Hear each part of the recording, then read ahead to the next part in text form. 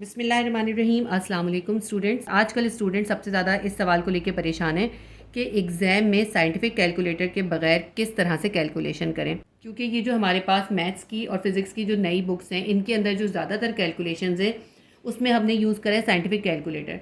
तो अब बच्चे ये परेशान है कि जब साइंटिफिक कैलकुलेटर अलाउ नहीं है तो हम ये कैलकुलेशंस करेंगे कैसे। जैसे हमारे पास मैथ के अंदर जो 30 चैप्टर है, 30 चैप्टर के अंदर हमने जितने भी एंगल्स वगैरह निकाले हैं वो सब हमने साइंटिफिक कैलकुलेटर की मदद से निकाले हैं। तो अब हम इनको करेंगे कैसे। तो मैं आज आपको सिखाऊंगी कि साइंटिफिक कैलकुलेटर के बगैर आप किस तरह से इस लॉग बुक की मदद से हर तरह की कैलकुलेशन आसानी के साथ कर सकते हैं। ये बहुत इंपॉर्टेंट किताब है, मैं आपको इसको समझाऊंगी कि इस किताब को आप कैसे यूज़ कर सकते हैं। ठीक है, तो एंगल कैसे निकाल सकते हैं 30 चैप्टर करने के लिए। फिजिक्स के अंदर जो हमने 20 चैप्टर करा है उसके अंदर जो न्यूमेरिकल्स है उसका भी जो लॉग है वो भी हम इस बुक की मदद से निकाल सकते हैं। लेकिन हमें फिजिक्स और केमिस्ट्री में साइंटिफिक कैलकुलेटर अलाउ होता है, मैथ में अलाउ नहीं होता। जब आप अपने मैथ के पेपर के लिए जाएं तो आप साइंटिफिक कैलकुलेटर लेके चले जाइएगा।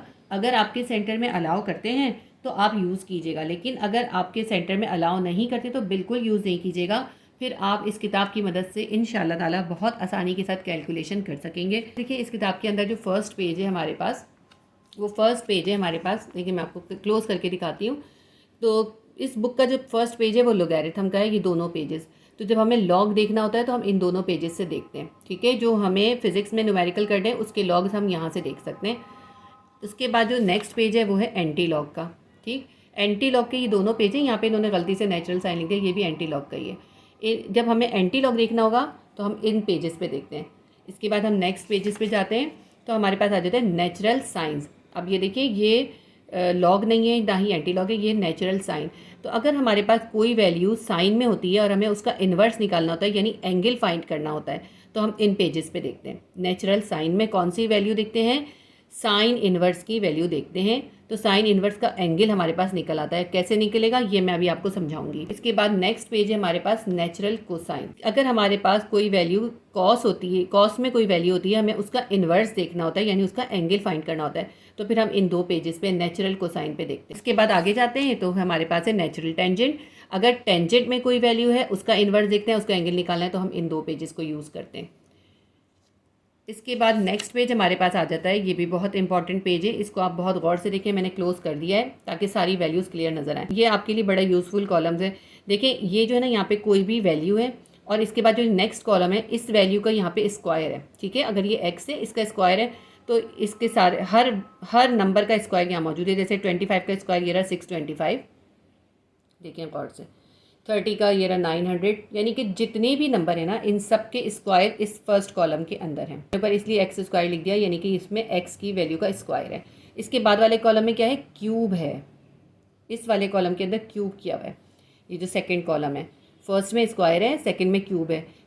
2 का क्यूब क्या है, इसमें 8 है। इस तरह 6 का क्यूब क्या है, 216 है, 216। ठीक है, तो फर्स्ट कॉलम में तमाम नंबर्स के स्क्वायर हैं और सेकंड कॉलम के अंदर क्यूब्स हैं। ठीक, इसके बाद वाले कॉलम में देखें तो इसके अंदर रूट है, अंडर रूट। अगर हमारे पास 5 वैल्यू है, 5 का रूट या अंडर रूट क्या आएगा, 2.236। ये देखें, ये वैल्यू लिखी हुई है।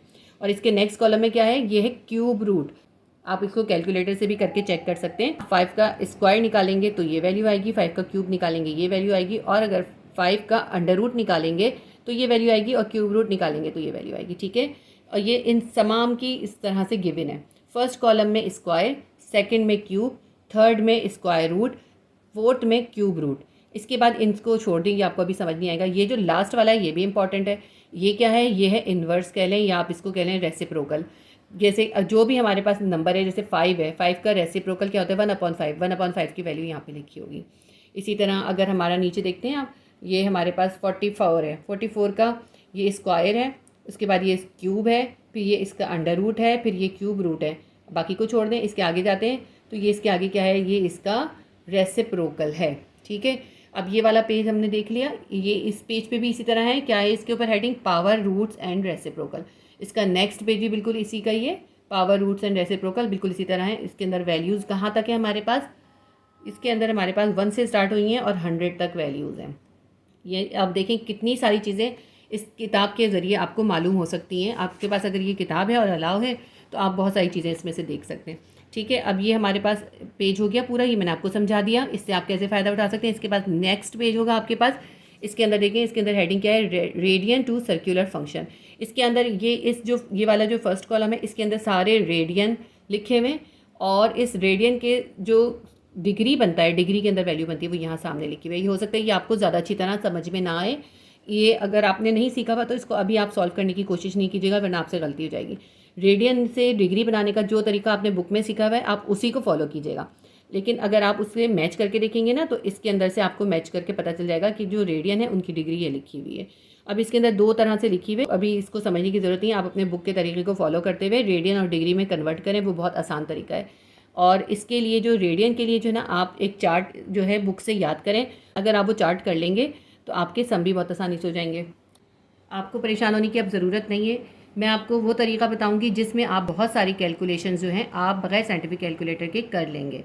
जैसे एक एक्सरसाइज है हमारे पास 30.5 एक्सरसाइज, ये बहुत इंपॉर्टेंट एक्सरसाइज है, और इसके अंदर भी हमें साइंटिफिक कैलकुलेटर की ज़रूरत पड़ी थी एंगल्स मालूम करने के लिए। मैं आपको समझाऊंगी कि वो एंगल कैसे मालूम करने, पूरी एक्सरसाइज में नहीं सॉल्व करवा रही, मैं सिर्फ इसकी वो कैलकुलेशन बताऊंगी कि आपको किस तरह से उसको फाइंड करना है। जैसे कि इसका जो क्वेश्चन नंबर 1 था, उसमें हमारे पास था tan theta is equals to perpendicular upon base. तो tan थीटा की वैल्यू हमें क्या गिवन थी, थीटा की वैल्यू हमें गिवन थी 18 डिग्री 30, इस तरह करके ये वाली वैल्यू गिवन थी। और p यानी परपेंडिकुलर हमें गिवन था 102, बेस हमें फाइंड करना था, इसलिए हमने बेस की जगह पे x लिख लिया। ठीक है, अब जो है 1830, सबसे पहले हमें इसकी वैल्यू फाइंड करनी पड़ेगी। इसकी वैल्यू फाइंड करने के लिए इसी बुक से देखें कितने आसानी से होगा। आप ये पेज खोलेंगे नेचुरल टेंजेंट, क्योंकि आपको tan की वैल्यू देखनी है ना, इसलिए आप नेचुरल टेंजेंट खोलेंगे। नेचुरल टेंजेंट के अंदर आपको 1830 डिग्री देखना है। तो 18 सबसे पहले आप 18 डिग्री में देखेंगे, और फिर 30 का इसका एंगल देखेंगे। यहाँ पे देखें आप, यहाँ पे जो है ना ये सारी डिग्रीज़ हैं, मैं इसको भी आपको क्लोज करके दिखाती हूँ।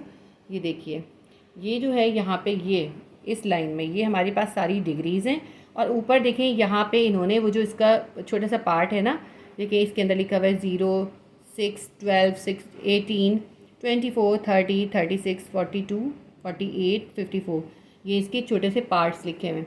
तो अब हमें क्या देखना है, हमें देखना है 18 और 30 में। अब हम यहाँ से देखेंगे 18, ये आ रहा है हमारे पास 18, हमें इसको इसके 30 वाले में देखना है। तो यहाँ से देखें ऊपर से ये है 30, इस 30 को हम नीचे लेके जाते हैं यहाँ 18 तक, ये आ गया 18 तक। ठीक है, ये देखें ऐसे करके ये 3, 3, 4, 6 आ रहा है हमारा, ये 18 और ऊपर से जाते हैं तो 30, देखें 30, 18, 30 के अंदर हमारे पास आ रही है 3, 3, 4, 6। तो हमारे पास इसकी वैल्यू क्या आ गई, हमारे पास इसकी वैल्यू आ गई 3, 3, 4, 6।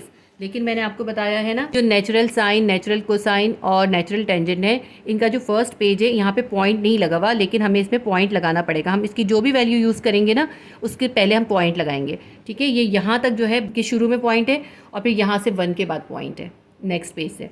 तो हमारे पास वैल्यू इस पेज पे आई है ना 18 में, 18 की 30 के अंदर जो हमारी आई है 3346, हम इसको लिखेंगे 0.3346, या यूँ लिख लें 0.3346 is equals to 102 upon x. X को इधर ले जाएंगे और 0.3346 को यहाँ नीचे ले आएंगे, तो x will be equals to 102 divided by 0.3346। इससे आप डिवाइड करेंगे, बहुत आसानी से आपका एक्स निकल आएगा।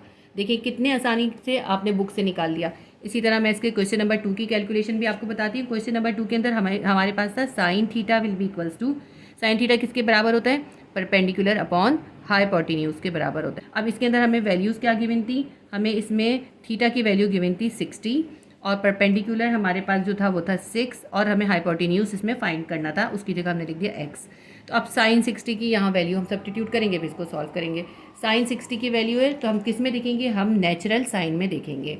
ठीक है, ये जो टेंजेंट वाला पेज था इससे पीछे जाएंगे हम, तो ये आ गया हमारे पास नेचुरल साइन। नेचुरल साइन में हमें 60 की वैल्यू देखनी है, मैंने आपको बताया ना एंगल हमने यहाँ पर देखने होते हैं। तो यहाँ पर देखें, यहाँ तक 44 तक है 0 से।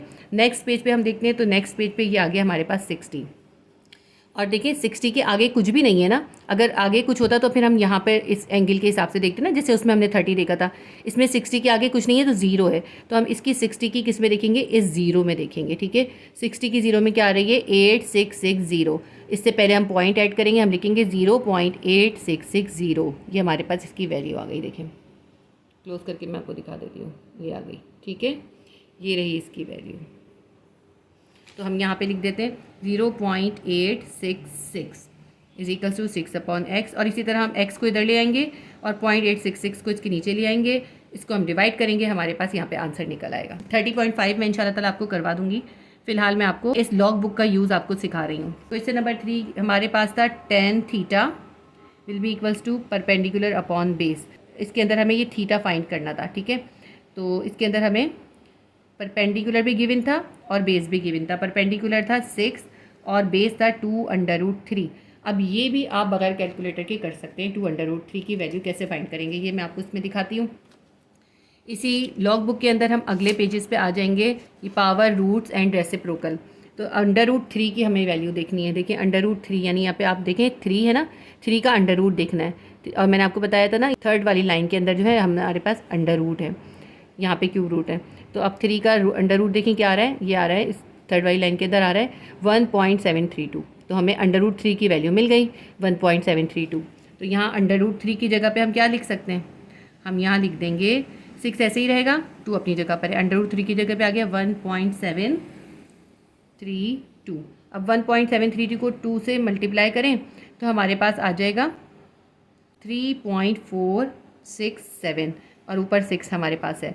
6 को हम 3.467 से डिवाइड करेंगे, हमारे पास आ जाएगा 1.732।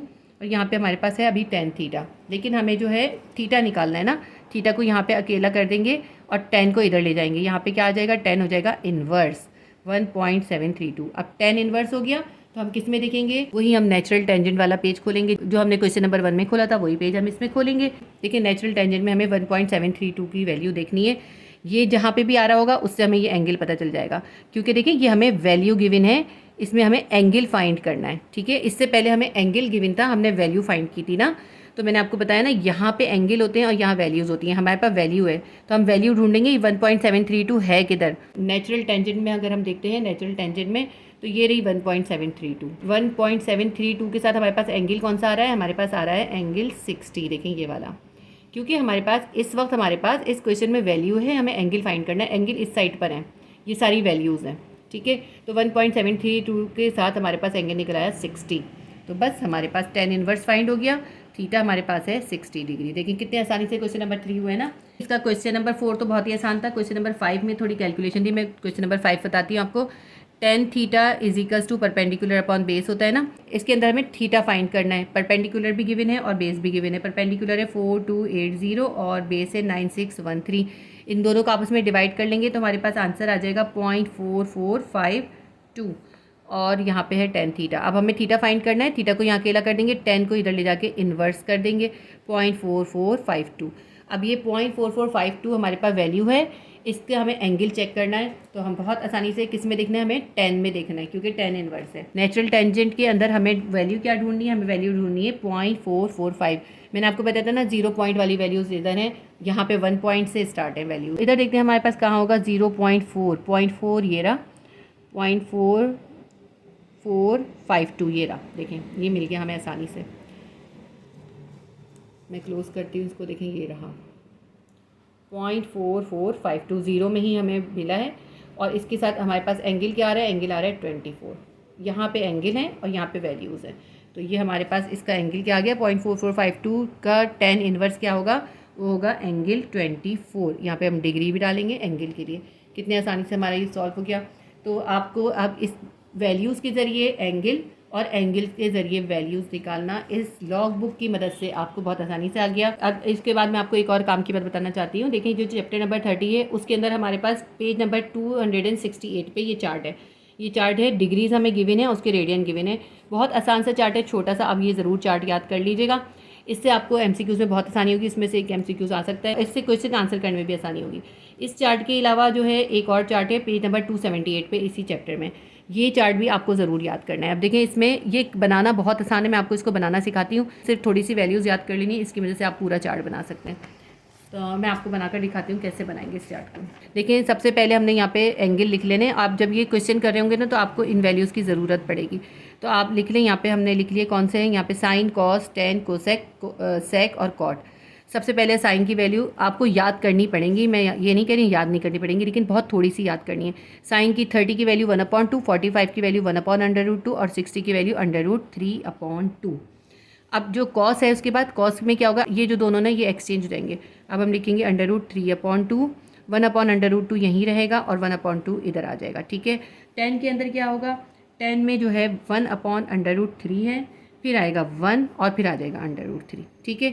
अब ये इतनी सी वैल्यूज़ याद करना कोई मुश्किल काम नहीं है, आपने ये याद कर ली तो अब इसकी कोसेक, सेक और कॉट इसी से बन जाएगी। साइन का इन्वर्स होता है कोसेक, तो जो आपने साइन में 30 में लिखी ना उसका इन्वर्स कर दें। 1/2 का इन्वर्स 2, 1/√2 का √2, √3/2 का 2/√3, ठीक है। इन्हीं को इन्वर्स कर देना है। अब इसी तरह सेक जो है वो कॉस का इन्वर्स होता है, तो जो कॉस की वैल्यू है वो इसके अंदर हम इन्वर्ट करके उल्टी करके लिख देंगे। √3/2 का बन जाएगा 2/√3, 1/√2 का बन जाएगा √2 और 1/2 का बन जाएगा 2। इसी तरह कॉट जो है वो 10 का इन्वर्स है, तो 10 वाली वैल्यूज़ इसके अंदर इन्वर्स हो जाएंगी। 1/√3 की जगह आ जाएगा √3, 1 का तो 1 ही आएगा और √3 की जगह आ जाएगा 1/√3। बस ये इन्वर्स हो गई। अच्छा, मैंने 90 का तो आपको बताया नहीं था। 90 का भी बहुत आसान है। साइन 90 की वैल्यू 1 होती है, कॉस 90 की वैल्यू 0 होती है और 10 90 की वैल्यू होती है इन्फिनिट। ये इन्फिनिट का साइन है। इसमें 1 0 इन्फिनिट होगी, उसके बाद 1 इन्फिनिट 0 हो जाएगी, ठीक है। 1 तो यही रहेगी, सिर्फ ये दोनों इन्वर्स हो जाएंगी। तो ये वाला चार्ट आप बना के इसकी प्रैक्टिस कर लीजिएगा। आपके पास बुक में ना दो चार्ट हैं, एक 278 पर है और एक 285 पर है। तो ये दोनों चार्ट्स को मिला के मैंने इजी करके ये चार्ट बना दिया। आप ये चार्ट बना लीजिएगा और ये याद कर लीजिएगा। इससे आपको क्वेश्चन करने में बहुत बहुत आसानी होगी और सॉल्व करना भी आसान हो जाएगा। इसी तरह से रेडियन वाला चार्ट भी याद कर लीजिएगा। इंशाल्लाह ताला आपके ये चैप्टर जो है चैप्टर नंबर 30 करना आसान होगा और इसकी MCQs भी आसानी से हो जाएंगे। आप फिज़िक्स के अंदर भी इस लॉग बुक की मदद से जो है आप चैप्टर नंबर 20 के न्यूमेरिकल कर सकते हैं, लेकिन आपको परेशान होने की ज़रूरत नहीं है।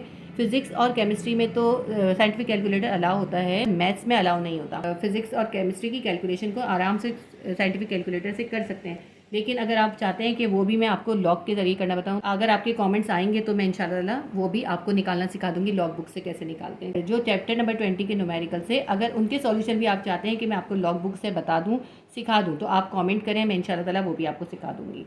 उम्मीद करती हूँ मेरी वीडियो आपके लिए हेल्पफुल रही होगी। Please do like, share and subscribe my channel. अल्लाह हाफिज़।